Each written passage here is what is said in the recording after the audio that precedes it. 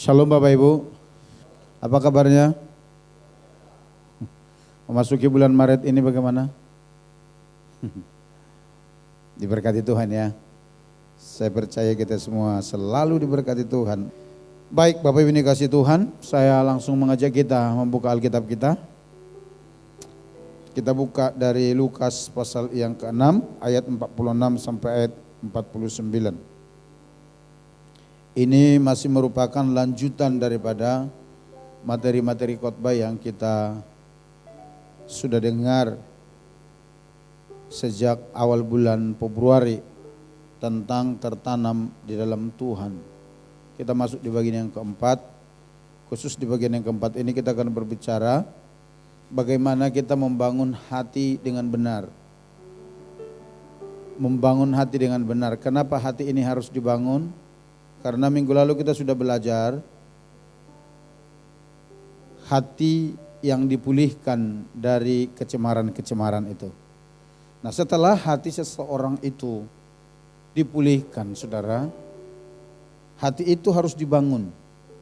Harus ada sesuatu yang diletakkan di sana. Kalau tidak, seperti yang Yesus katakan, ada kemungkinan nanti roh-roh balik ke sana. Kan begitu. Bahkan ketika itu balik 7 kali lipat. Karena bukan hanya roh itu lagi yang balik, tapi dia akan membawa serombongan roh lainnya yang jauh lebih jahat. Jadi itu sebabnya hati yang dipulihkan di dalam Tuhan itu perlu dibangun. Itu perlu dibangun. Supaya apa? Supaya benar-benar hati kita itu tertata, terbangun di dalam Tuhan. Sehingga benar pondasi kehidupan kita benar-benar kuat. Karena pusat dari kehidupan manusia itu di hatinya. Di hatinya. Kita mau baca firman Tuhan ini Bapak Ibu. Kita baca bersama-sama secara perlahan-lahan dari ayat 46 sampai ayat 49. Ini merupakan rangkaian pengajaran Yesus atau khotbah Yesus di bukit. Sebelum Yesus lebih jauh mengajar, dia terlebih dahulu mengajar atau khotbah di bukit, memberikan pengajaran-pengajaran pondasi kehidupan kepada orang-orang percaya yang mengikuti dia. Kalau konteks masa kini, pondasi kehidupan orang-orang percaya kepada Yesus harus diawali dibangun dari pengajaran Yesus di bukit. Dan ini merupakan salah satu bagian dari apa yang sudah kita pelajari selama beberapa minggu terakhir ini. Setelah hitungan ketiga, kita akan baca bersama-sama dengan perlahan-lahan. 1, 2, 3, ya. Mengapa kamu berseru kepadaku, Tuhan, Tuhan, padahal kamu tidak melakukan apa yang aku katakan? Ayat 47. Setiap orang yang datang kepadaku dan mendengarkan perkataanku serta melakukannya, aku akan menyatakan kepadamu dengan siapa ia dapat disamakan. Ayat 48. Ia sama dengan seorang yang mendirikan rumah. Orang itu menggali dalam-dalam dan meletakkan dasarnya di atas batu. Ketika datang air bah dan banjir melanda rumah itu tidak dapat digoyahkan karena rumah itu kokoh dibangun. Ayat 49. Akan tetapi barang siapa mendengar perkataanku tetapi tidak melakukannya, ia sama dengan seorang yang mendirikan rumah di atas tanah tanpa dasar. Ketika banjir melandanya, rumah itu segera rubuh dan hebatlah kerusakannya. Bapak Ibu, di dalam rangka membangun hati kita yang sudah dipulihkan oleh Tuhan dari hal-hal yang mencemarkan selama ini, ada paling tidak 3 hal yang perlu kita lakukan untuk membangun hati kita dengan benar dalam Tuhan.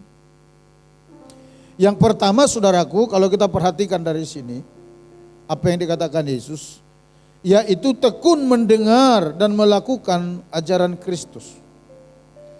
Tekun mendengar dan melakukan ajaran Kristus. Saudara perhatikan di dalam ayat 47 dikatakan demikian.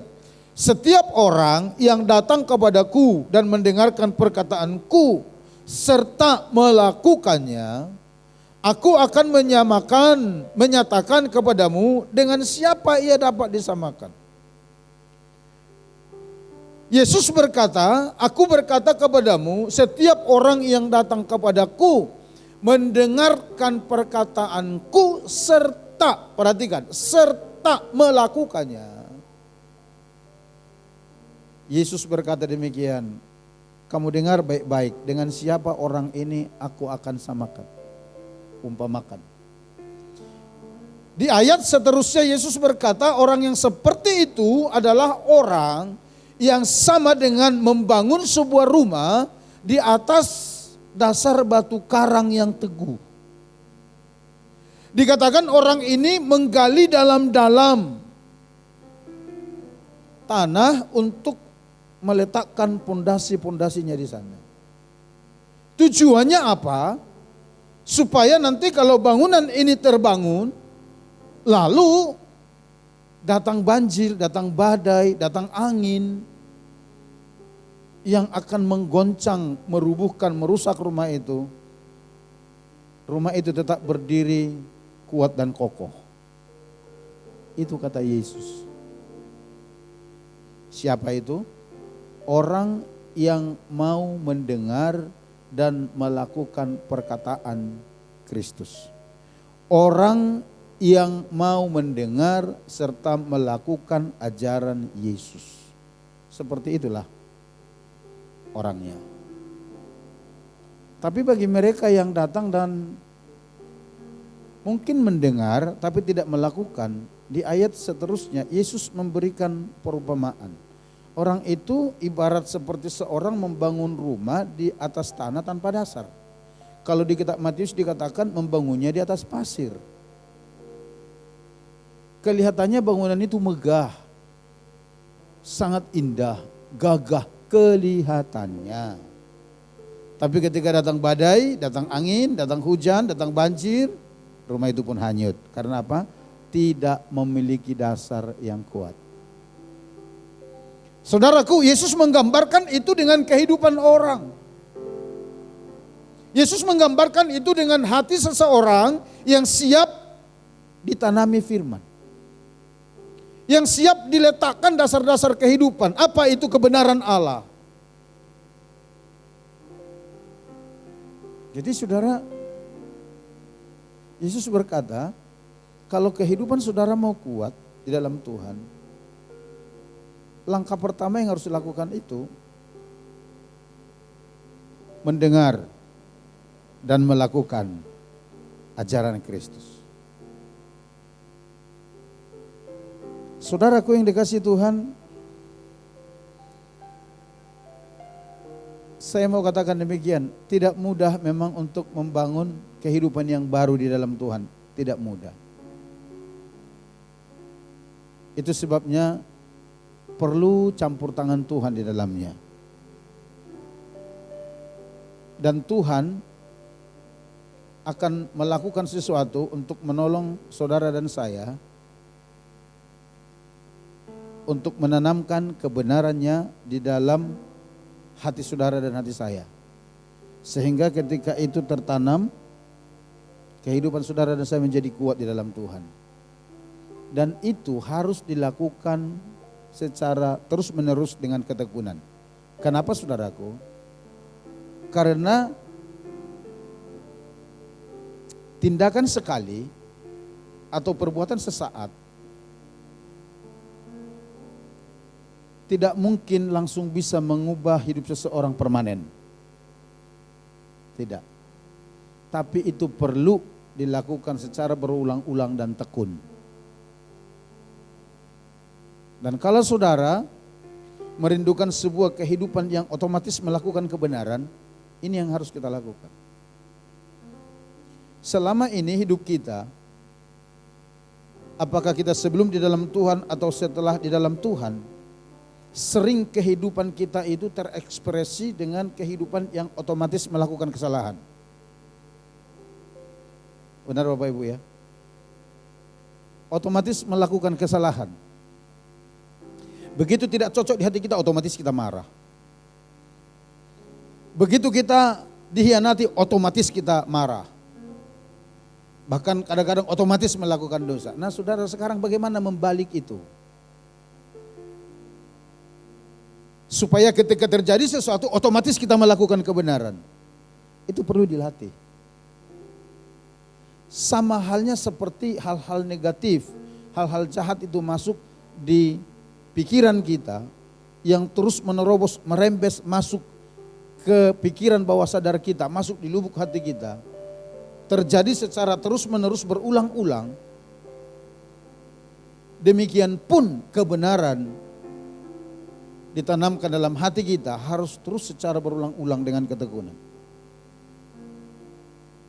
Jadi saudaraku, untuk membangun sebuah kehidupan yang baru benar di hadapan Tuhan itu, membangun hati yang benar di dalam Tuhan itu, sehingga suatu waktu akan menghasilkan tindakan-tindakan yang benar, tidak cukup hanya sekali. Itu harus dilakukan terus menerus dengan tekun. Tidak cukup hanya mendengar. Tapi Yesus berkata, harus juga melakukannya. Saudaraku yang dikasihi Tuhan, kecenderungan hati kita dan tabiat daging kita mau kembali ke cara-cara hidup kita yang lama itu sangat besar kemungkinan. Sangat besar. Hari ini kita bisa mengambil komitmen di dalam Tuhan, berkata, Tuhan, aku akan serius, aku akan sungguh-sungguh, aku akan benar-benar berkomitmen di dalam Tuhan. Tapi besok belum tentu begitu. Karena apa? Karena tabiat lama, benih-benih lama itu ada kecenderungannya membawa kita kembali kepada cara hidup yang lama. Itu sebabnya saudara, kita harus berulang-ulang melepaskan pikiran-pikiran negatif itu. Harus berulang-ulang melakukannya setiap saat ketika dia datang. Tapi jangan lupa, harus berulang-ulang juga menanamkan kebenaran itu di dalam hati dan pikiran kita, sehingga terbentuk kebenaran itu secara permanen. Dengan demikian ketika kita berekspresi, bertindak, otomatis kebenaran yang muncul ke permukaan karena yang mengisinya adalah kebenaran. Itu sebabnya sekali lagi untuk menolong saudara dan saya, Tuhan akan melakukan sesuatu supaya saudara tertolong, saya juga tertolong dalam membentuk hati yang baru di dalam Tuhan. Coba kita lihat dulu apa yang dikatakan Rasul Yakobus tentang hal ini, saudaraku. Yakobus pasal 1 ayat 2-4 dikatakan demikian. Saudara-saudaraku, anggaplah sebagai suatu kebahagiaan apabila kamu jatuh ke dalam berbagai-bagai pencobaan. Sebab kamu tahu bahwa ujian terhadap imanmu itu menghasilkan ketekunan. Dan biarkanlah ketekunan itu memperoleh buah yang matang, supaya kamu menjadi sempurna dan utuh dan tak kekurangan suatu apapun. Ini yang akan Tuhan kerjakan untuk menolong saudara dan saya menanamkan nilai-nilai kebenaran Allah di dalam hati kita sehingga muncul ketekunan. Apa itu saudara? Tuhan akan izinkan saudara dan saya menghadapi pencobaan-pencobaan supaya ada kesempatan bagi kita sekalian mempraktekkan kebenaran Allah secara berulang-ulang. Saya ulang. Tuhan akan izinkan berbagai pencobaan saudara hadapi dan saya hadapi. Tujuannya untuk apa? Supaya muncul ketekunan di dalam diri kita. Karena ketika Tuhan izinkan datang berbagai pencobaan mencobai kita, saudara, disitulah kesempatan kita untuk maju di dalam Tuhan atau akan kembali ke manusia lama. Dan itu berulang-ulang. Tapi bagi kita yang telah dipulihkan, saya percaya bahwa kita akan memilih terus tekun di dalam kebenaran. Setiap kali datang pencobaan itu menjadi kesempatan bagi kita untuk melakukan kebenaran. Setiap kali muncul pencobaan, itu menjadi kesempatan bagi kita melakukan kebenaran Allah. Sehingga saudaraku, dikatakan terbentuk sebuah ketekunan yang akan membuahkan hasil dalam kehidupan kita. Amin saudara. Amin. Jadi saudaraku, yang pertama, bagaimana caranya kita membangun hati kita yang telah dipulihkan itu menjadi hati yang baik, yang memiliki kebenaran Allah. Kita harus mendengar dan melakukan firman Tuhan dengan tekun dalam kehidupan kita. Yang kedua, kita lihat saudara, mengizinkan kematian Kristus membentuk hati kita. Coba kita lihat dalam 2 Korintus pasal 4 ayat 10 sampai 12. Ayat ini berkata demikian. Kami senantiasa membawa kematian Yesus di dalam tubuh kami, supaya kehidupan Yesus juga menjadi nyata di dalam tubuh kami. Sebab kami yang masih hidup ini terus menerus diserahkan kepada maut karena Yesus, supaya juga hidup Yesus menjadi nyata di dalam tubuh kami yang fana ini. Maka demikianlah maut giat dalam diri kami dan hidup giat di dalam kamu. Saudara yang dikasihi Tuhan, di dalam konteks ini Rasul Paulus bersaksi kepada jemaat di Korintus, memberitahukan kepada mereka tentang pengalaman-pengalaman, tekanan-tekanan masalah hidup yang mereka hadapi, yang mereka alami, dan dia menyebut itu sebagai kematian Kristus. Nanti kalau saudara baca dari ayat pertama, saudara perhatikan konteks perikopnya itu seperti itu. Dia sedang memberitahukan kepada jemaat di Korintus bahwa Tuhan mengizinkan berbagai macam tekanan, persoalan hidup, intimidasi terjadi dalam kehidupan mereka. Tujuannya untuk apa? Untuk memunculkan benih ilahi yang adalah kehidupan Kristus dari hidup mereka. Dan dia menyebut segala persoalan, tekanan, masalah itu sebagai kematian Kristus. Luar biasa saudara ya. Itu sebabnya yang kedua, izinkan kematian Kristus membentuk hati kita saudara. Ternyata supaya kehidupan Kristus menjadi nyata dalam kehidupan kita yang fana ini, Yesus harus terus menerus menyerahkan kehidupan kita, tubuh kita kepada kematiannya. Apa itu? Tadi saya sudah sebut apa yang dikatakan Paulus, persoalan-persoalan, masalah, tekanan yang diizinkan Tuhan. Kristus akan mengizinkan berbagai tekanan, baik secara emosi, mental, sosial, fisik, terjadi dalam kehidupan kita untuk membawa kita atau untuk memunculkan kehidupan dan kebangkitan Kristus dalam kehidupan kita. Tuhan akan mengizinkan itu. Persoalannya sekarang, kita bersedia atau tidak. Kan gitu saudara. Kita perlu keluar dari kebiasaan yang kalau saya katakan kurang rohani lah. Kurang rohani saudara. Kebiasaan apa itu? Maunya enak. Kita harus belajar keluar dari sana.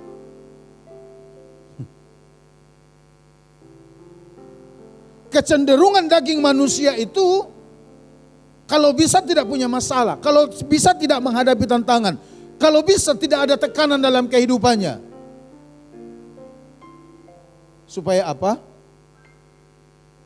Supaya dagingnya puas dan supaya kalau dia melakukan dosa sesuka-sukanya, ya aman dan nyaman. Saudaraku, pemikiran dan pengertian yang seperti itu salah besar. Dan hal itu tidak hanya terjadi di kalangan jemaat awam. Para hamba Tuhan banyak juga saudara yang masuk ke situ. Itu sebabnya kalau ada hamba Tuhan ditawari, apalagi berasal dari kota besar, ke sebuah daerah untuk pelayanan, yang duluan ditanya apa? Enak enggak di sana? Ada sinyal enggak? Ada mall enggak di sana gitu. Ada ini enggak, ada itu enggak. Intinya tempat itu menyenangkan enggak bagi daging saya gitu loh.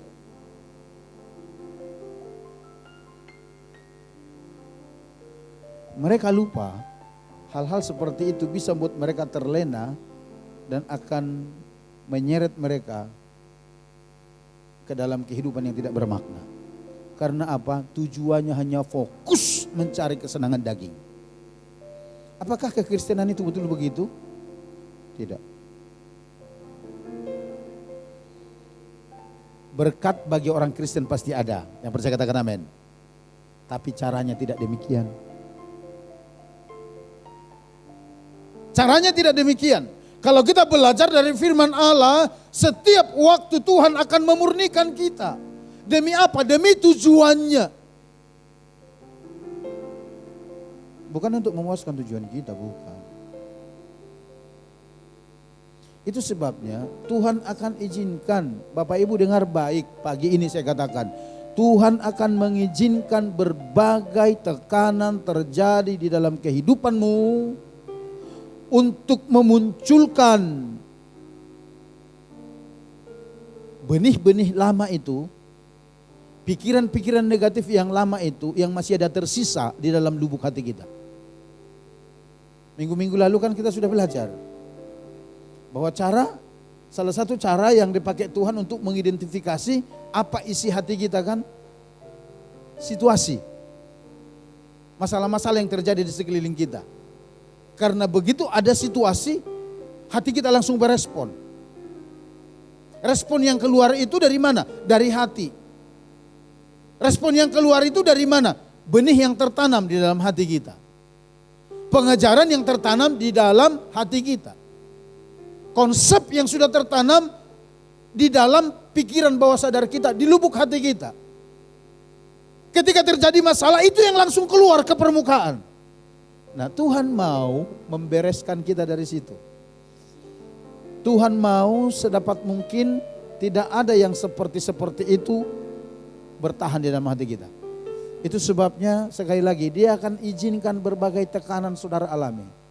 Apakah tekanan itu mau membunuh kita? Tidak. Tuhan hanya mau memurnikan kita. Dan Tuhan mau kita berkata seperti Paulus berkata, setiap hari kami membawa kematian Kristus dalam kehidupan kami. Supaya apa? Supaya kehidupan Kristus yang seutuhnya itu muncul juga dari dalam diri kami. Apa itu kehidupan dalam Kristus? Apa itu benihnya? Ketaatan kepada Tuhan dan kebenarannya. Itu akan muncul. Jadi itu menjadi salah satu ujian bagi setiap orang percaya untuk membangun hatinya dengan benar.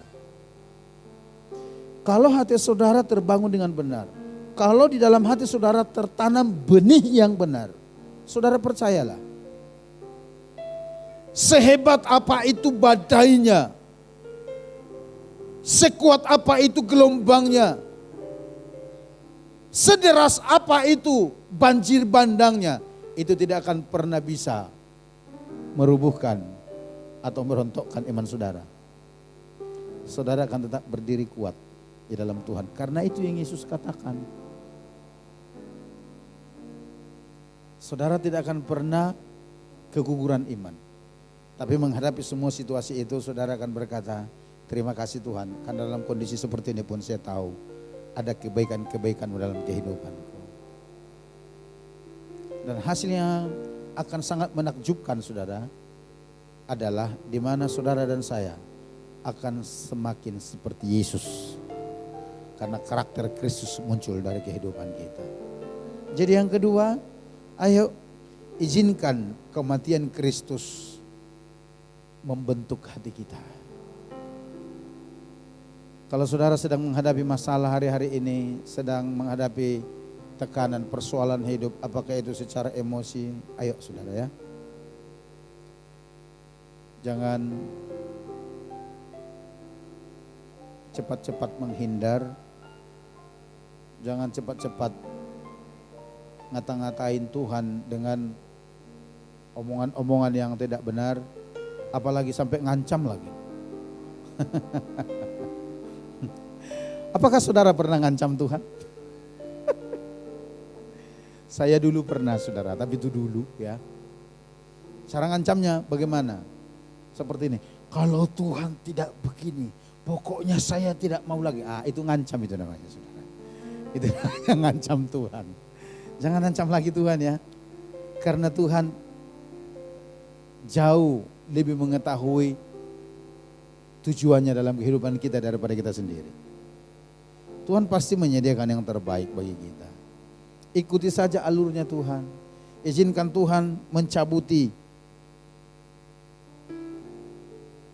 Apakah itu semak belukar, semak duri yang dulu telah tumbuh dalam hati kita, yang menghalangi benih firman tertanam dalam hati kita. Izinkan Tuhan mencabut itu.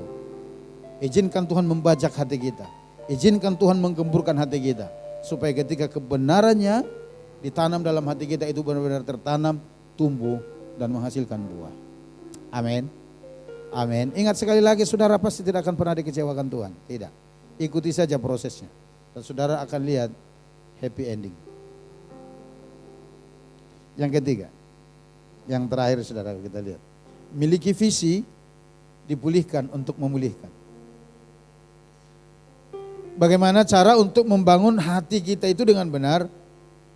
Yang ketiga, miliki visi, dipulihkan untuk memulihkan. Artinya begini, ketika saudara dipulihkan, saudara harus ada visi bahwa Tuhan memulihkan saudara itu untuk memulihkan orang. Harus itu visinya. Coba kita lihat dulu di dalam Yohanes 20 ayat 21 sampai 22. Kata demikian. Maka kata Yesus sekali lagi, damai sejahtera bagi kamu. Sama seperti Bapa mengutus aku, demikian juga aku mengutus kamu.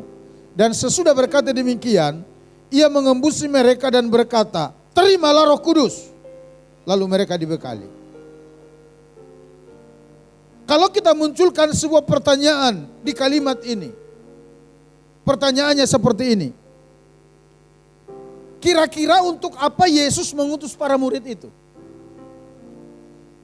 Karena dia berkata demikian, sama seperti Bapa mengutus aku kepada kamu, demikian juga aku mengutus kamu. Kira-kira Yesus utus murid itu untuk kemana dan ngapain itu? Diperlengkapi lagi dengan Roh Kudus. Tujuannya untuk apa? Saya percaya untuk memulihkan orang juga. Amin. Yesus memulihkan para murid itu. Yesus memperlengkapi para murid itu. Dan sekarang dia berkata begini, aku mengutus kamu. Kemana? Ya di dunia ini ke orang banyak, tujuannya supaya para murid ini juga mengerjakan pekerjaan yang dilakukan oleh Bapa, memulihkan banyak orang.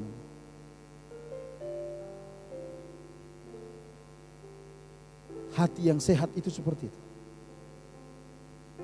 Kalau saudara sudah percaya bahwa saudara dipulihkan, tapi saudara tidak pernah punya visi untuk memulihkan orang lain, ada yang kurang di hati kita. Jangan-jangan hati kita lagi sakit. Karena esensinya tidak seperti itu. Karena prinsipnya tidak seperti itu. Ketika kita ditebus, diselamatkan, dipulihkan, diperlengkapi, tujuannya itu bukan untuk kesenangan kita, bukan. Tapi untuk apa? Untuk kesenangan kerajaan Allah, yaitu menjangkau banyak jiwa dibawa kepada Tuhan. Itu. Dan saudara tahu, semakin saudara giat melakukannya, hati saudara akan terus dibaharui. Kenapa seperti itu? Prinsipnya sama. Perhatikan ini, prinsipnya sama. Sambil mengajar, belajar. Itu prinsip keguruan. Saya tahu karena dulu SLTA-nya saya keguruan. Jangan saudara pikir awalnya guru-guru itu udah hebat banget. Enggak, sama aja. Cuman sambil dia ngajar orang, apalagi nanti di lapangan muncul pertanyaan-pertanyaan yang membuat dia berpikir keras. Nah, saat itu dia akan belajar lagi, gitu loh, saudara. Dia akan belajar lagi. Oleh situasi itu memaksa dia untuk membekali diri lagi. Mengajar sambil belajar sama. Sambil kita melakukan apa yang menjadi amanat agung, kita memulihkan orang dengan apa yang sudah Tuhan taruh dalam kehidupan kita. Terus kita akan belajar kepada Tuhan dan kita akan terus semakin diperlengkapi oleh Tuhan. Bahkan saudaraku, sebuah gereja yang tidak memiliki visi ini, saya percaya gereja itu gereja yang mati. Saya percaya gereja itu gereja yang mati. Perhatikan gereja-gereja di mana-mana. Boleh saudara searching di internet atau boleh survei sendiri. Gereja-gereja yang tidak memiliki prinsip dipulihkan untuk memulihkan, gereja itu adalah gereja yang stagnasi. Terjadi pertumbuhan mungkin iya, tapi bisa jadi lebih banyak yang keluar daripada yang masuk. Paling terjadi pertambahan jiwa karena perkawinan. Sekalipun di konteks pertumbuhan gereja itu masuk karena perkawinan. Yang kedua, karena melahirkan. Yang ketiga, karena perpindahan. Tapi apakah itu yang dikatakan pertumbuhan seutuhnya oleh Tuhan dalam kehidupan gereja Tuhan? Tidak. Yang Tuhan inginkan itu para muridnya, orang percaya, siap melakukan amanat agung, pergi diutus untuk memulihkan. Semakin saudara giat melakukannya, hatimu akan terus semakin dibaharui. Akan saudara temukan hal-hal baru di sana yang membuat saudara semakin giat memperbaiki hidup di dalam Tuhan. Karena kadang-kadang karena sharing orang-orang yang kita temukan, mereka curhat dan itu 1-2 masalah yang dihadapi. Dari situ kita diberkati, lalu kita belajar memperbaiki diri juga. Tapi kalau saudara udah merasa cukup untuk saudara sendiri, saya pastikan kerohanian saudara sedang tidak bertumbuh. Halo? Saya pastikan kerohanian saudara sedang tidak bertumbuh. Kalau saudara tidak memiliki visi, dipulihkan untuk dipulihkan, saya ulang, saya pastikan kerohanian saudara sedang tidak bertumbuh. Saudara sedang stagnasi dan sedang putar di tempat. Dan untuk orang-orang yang seperti ini, susah mengalami hal-hal baru dari Tuhan. Susah saudara. Itu sebabnya ayo saudara yuk. Apakah engkau rindu memiliki hati yang benar di dalam Tuhan? Setelah dipulihkan, jangan biarkan hatimu kosong. Tapi mari isi dengan kebenaran-kebenaran Allah. Banyak dengar firman dan tekun melakukannya. Yang kedua, izinkan hatimu dibentuk oleh kematian Kristus. Jangan hanya pikirin yang enak-enak melulu. Jangan hanya mikirin yang enak-enak. Apakah salah Pak kalau kita memikirkan enak? Tidak salah juga, tidak salah-salah amat. Tapi masalahnya konsepnya tidak seperti itu. Kalau saudara hanya berpikir yang enak-enak, saudaraku dengar baik, kalau saudara tidak terkontrol, ada kemungkinan saudara akan melakukan kesalahan di sana sini. Untuk mencapai kesenangan-kesenangan saudara itu. Tapi kalau saudara memberikan hati saudara dibentuk oleh kematian Kristus, saudara akan berjalan seirama dengan Kristus. Hasilnya pasti luar biasa.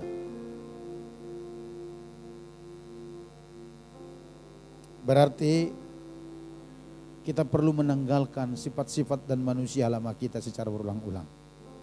Amin saudara. Amin ya. Atau masih terlalu sayang dengan manusia lamanya. Terlalu sayang dengan kebiasaan-kebiasaan buruk itu. Ayo. Saudara tidak akan bertumbuh kalau saudara pertahankan itu. Tidak peduli saudara mau sudah berapa puluh tahun menjadi orang Kristen. Tapi ketika itu saudara pelihara dalam hati saudara, saudara tidak akan pernah mengalami pertumbuhan yang maksimal. Saya jamin itu. Tidak akan. Kita mungkin boleh rajin ke gereja, kita mungkin boleh rajin melakukan ini dan itu. Tapi ketika kita ditantang untuk sebuah kebenaran, itu bisa mental dari hati kita. Dan itu membuktikan bahwa sebenarnya hati kita masih ditumbuhi oleh onak dan duri. Masih ditempati batu-batu kerikil, bahkan batu-batu besar yang membuat firman tidak bisa tertanam hati kita. Tapi Tuhan telah memberikan solusi kepada kita pada pagi ini. Ayo, mari kita bangun hati kita. Mari kita bangun hidup kita di atas dasar batu karang yang teguh. Sehingga saudara, pada waktu tekanan itu datang, masalah, badai, banjir, hujan datang, kita tetap berdiri teguh bersama dengan Tuhan. Dan saya percaya kemenangan dari Tuhan itu menjadi bagian kita. Yang percaya katakan amin. Mari kita datang kepada Tuhan saudara.